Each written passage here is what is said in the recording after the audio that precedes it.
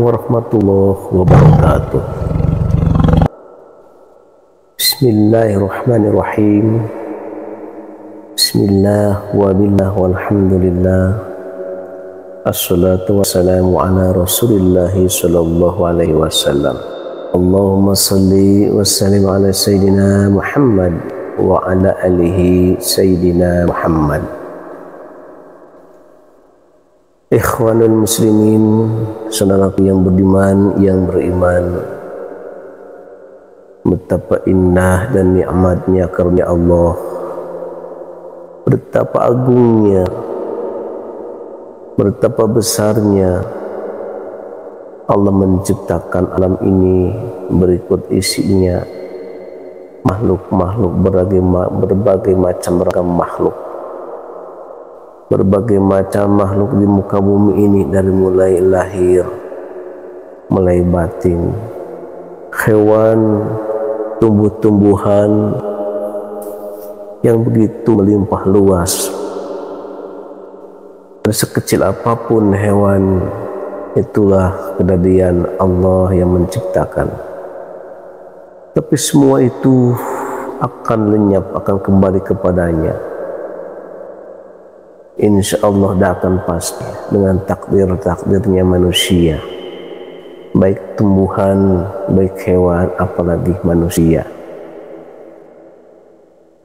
Saudaraku yang beriman, alhamdulillah, betapa mahalnya sehat ini, betapa berharganya kesembuhan itu, betapa mulianya yang namanya nikmat iman, sehat lahir dan batin. Maka pantaskah kita mensyukurinya dengan berbagai macam-macam tingkah laku, mensyukuri kepada Allah Subhanahu wa ta'ala, baik mensyukuri secara lisan, secara anggota tubuh dan harta benda kita. Yang penting di jalan Allah Subhanahu wa ta'ala. Saudaraku yang beriman, salah satu pengalaman di waktu masalah urusan manusia yang kena penyakit sababiah, ada sababiah sedikit, tapi ada sababiah akan menjadi fatal dan lama kalau tidak diobati, ditangani dengan yang sang ahlinya. Di salah satu perkampungan itu, namanya itu bapak, dulunya keahliannya itu dia sebagai kuli bangunan. Yang kedua, dia rajin mencari rumput dan nebang bambu kecil di pinggir-pinggir kali itu. Di seketika itu dia itu ada lagi mencari rumput dan masuk ke tempat alam. Mungkin alam itu sekasarnya alam agak sangar, angker dan sakral juga ya. Sebuah kali, dan kali itu agak lumayan angker ya. Di situ banyak tumbuh-tumbuhan yang begitu indah ya. Dari mulai rumput, dedaunan, dari mulai bambu-bambu kecil.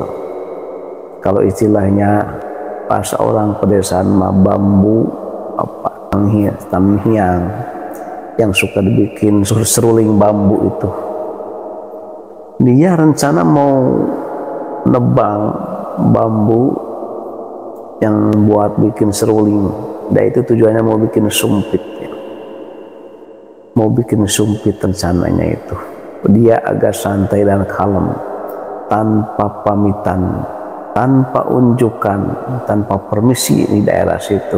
Maklum, manusia itu awam, tidak tahu apa-apa, tidak melihat apa di sekitar situ. Menurut kita tidak melihat itu alamnya alam biasa atau kali, tapi bagi mereka itu salah satu wilayah mereka. Itu enggak pamit, enggak unjukan, enggak bismillah juga kagak, katanya dia itu langsung tebang aja. Udah beberapa biji tebangan, yang terakhir itu ada salah satu bambu itu ditebang tapi nggak lepas-lepas. Kata dia, kata yang sakit itu, dia dipaksain sekencengnya dia lepas, dia itu ujung goloknya itu kena dengkul hingga membuat itu robek. Setelah itu pulang, dia luka, darah keluar di situ, tapi memaksakan dia dibuat pulang sambil bawa sambil bawa rumput ya, sambil bawa bambu itu nebang dari tadi. Sesampainya di rumah dia itu, namanya orang kena pisau, kena golok, dia sakit lah, darahnya banyak keluar. Kalau di kampung itu biasa awal pengobatan permula pakai tumbuh-tumbuhan, terus sampai rumah pakai alat betadin segala, kata dia. Ya setelah itu untuk menjaga penyakit hal yang lain, dia ke rumah sakit, ceritanya itu dijahit, dengkulnya itu dijahit, kalau nggak salah kata dia ada 8 jahitan, betapa banyaknya, lumayan.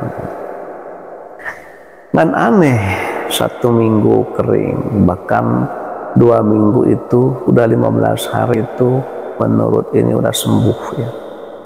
Bahkan sama dokter juga itu udah dikatakan sembuh ya, bekasnya juga udah normal, udah nggak sakit, yang lukanya itu udah biasa lagi gitu, yang robekannya itu. Yang jadi aneh pertanyaan itu, yang nyeri sakit itu nggak bisa jalan, kakinya itu istilahnya itu rapat ya, menekuk kakinya itu, tidak bisa dibuka, tidak bisa dibuka sama sekali. Itu lamanya itu berapa bulan, 3 bulan. Dia pakai tongkat jangkar, dia itu nggak bisa jalan gitu. Dan juga merasa sakit. Kenapa? Karena uratnya itu udah nekuk, dia udah menekuk kayak begitu, dia sakit, dia merasa aneh ya. Seketika itu dia memberanikan diri ya, mungkin ya memanggil atau istilahnya ke rumah dengan memohon dengan salam silaturahmi, tolong istilahnya suruh ke rumah untuk melihat orang yang sakit, takut ada apa-apanya, kata dia itu. Ya alhamdulillah, ditanya kisahnya begitu ya kita langsung aja. Tapi kok ini rada aneh menurut orang-orang biasa, tapi ini penyakit aneh, agak merinding ini pundak-pundakku, kayak ada sesuatu di situ, penyakit itu ya. Saya coba nyuruh nyari kertas atau istilahnya HVS dan spidol. Niat saya mau dilihat tuh di ronsen dulu, takut ada penyakit apa-apa. Soalnya ini udah 3 bulan, ini udah normal, nggak bisa dibuka kakinya. Setelah dilihat di ronsen, ternyata ada gambar di situ. Gambar apa? Gambar seorang putri pakai mahkota, tapi ke bawahnya itu ular, nampak jelas, sampai orang-orang itu merinding lihatnya. Saya juga merinding. Oh, ini penyebabnya di sini. Masya Allah.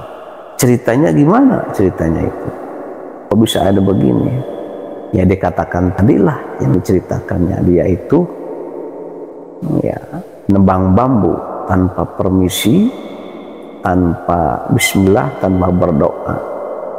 Ternyata di alam situ ada tempatnya mereka. Oh, pantesan. Dari mana ini kemarin ceritanya dulu? Oh, dari sana. Oh, jangan kata lain, ya ini pada intinya ini makhluk ini masih di sini meskipun sembuh dari medis juga, cekasarnya itu Jadi jahitan normal, tapi kaki nggak bisa dibuka karena makhluk ini masih ada di kaki. Kalau cekasa masih melilit, ya, pantas merinding. Ya udah, jangan dipikirkan. Yang penting kita sembuh. Bisa ketika itu disuruh sama keluarganya mencari ramuannya. Coba cariin ini buat dimandiinnya, ya. Dan tolong kertas yang tadi jangan dibuang dulu, ya. Ya kita biasa bikin air buat mandi. Saya mandikan di kamar mandi itu gila itu. Merindingnya bukan main gitu. Menurut aku itu ada yang ketawa, dan juga ada yang marah, dan ada yang bilang ada yang bilang ampun, ya gimana. Di situ bilang, ini bukan tempat kamu, saya minta maaf. Takut orang ini salah, maaf. Karena dia itu orang awam, tidak tahu apa-apa, tidak tahu itu tempat kamu, tidak tahu kamu lagi main di situ. Gitu. Minta maaf aja lahir dan batin. Gitu.